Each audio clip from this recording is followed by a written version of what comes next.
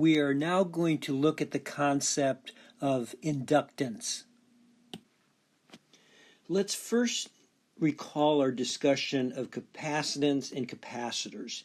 So a capacitor is two conductors that you attach a voltage to. And we define the capacitance as the ratio of the charge on the capacitor to the voltage you are applying.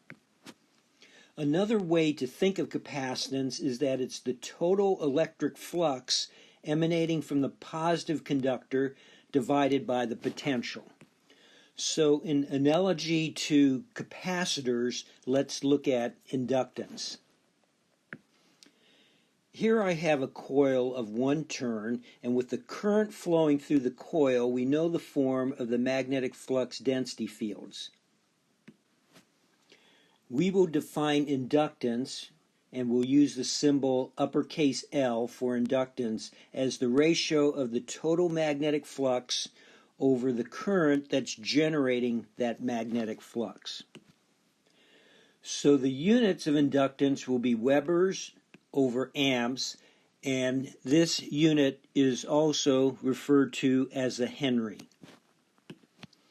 which is named after Joseph Henry, who we will encounter when we discuss Faraday's law and electromagnetic induction. Since every magnetic flux line goes through the surface whose perimeter is defined by this current, we can find the total magnetic flux by finding the magnetic flux going through this surface. Here is our one-turn coil with the current I flowing around it. And let's think of a current element IDL, and we will use the Biot-Savart law to determine the magnetic flux density field at some point here inside our coil.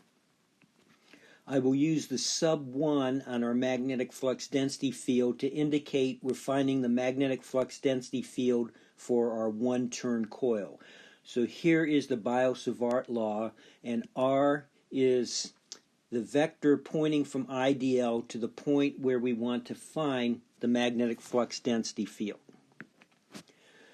We will use superposition and sum up the contributions of each IDL segment all the way around our one-turn coil to get the total magnetic flux density field at each point inside our coil.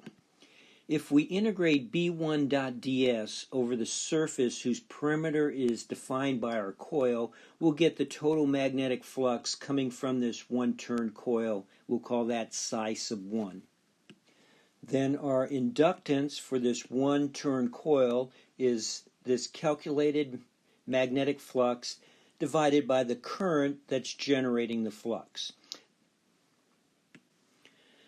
Self-inductance refers to the inductance when we have just one coil, but we'll usually just refer to this as inductance instead of saying self-inductance.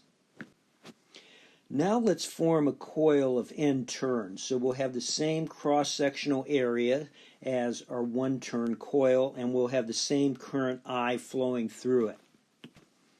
We can again use the Biot-Savart law to find the magnetic flux density field everywhere inside our n-turn coil, but now we're going to have to integrate around n times. So our resulting magnetic flux density field for the n-turn coil will just be n times the magnetic flux density field of the one-turn coil. If we integrate B sub n dot ds over the surface whose perimeter is defined by our coil, we'll get the total magnetic flux psi sub n. And we see that this psi sub n will be n times the magnetic flux we obtained from the one-turn coil.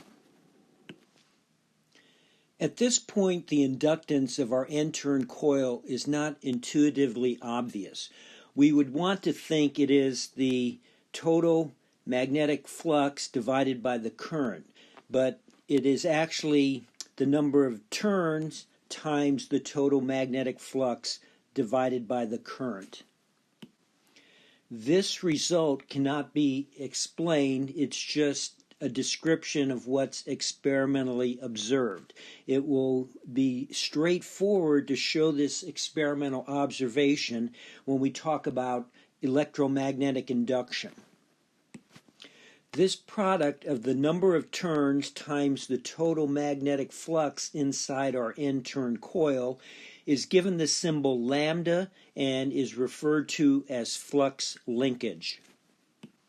Substituting for psi sub n, n times psi sub 1, we get the inductance of our N-turn coil is n squared times psi sub 1 over I, which is the inductance of our one-turn coil. If we had a one-turn coil and its inductance was 1 Henry, if we then made a 10-turn coil, the inductance would not go up to 10 Henries, but it would go up to 100 Henries. Before looking at some examples of calculating inductance of various structures, let's introduce the concept of mutual inductance. Here we have two coils, coil 1 and coil 2.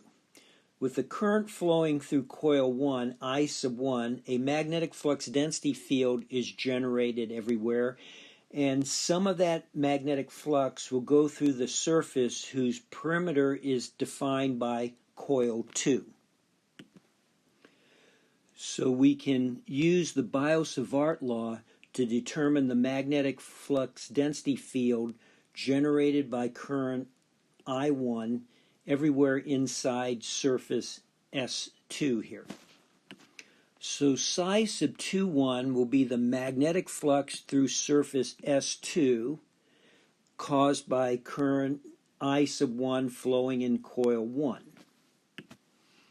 The mutual inductance will be defined as the flux linkage, that is, the number of turns of coil 2 times the flux going through surface S sub 2 originating from coil 1 divided by the current flowing through coil 1.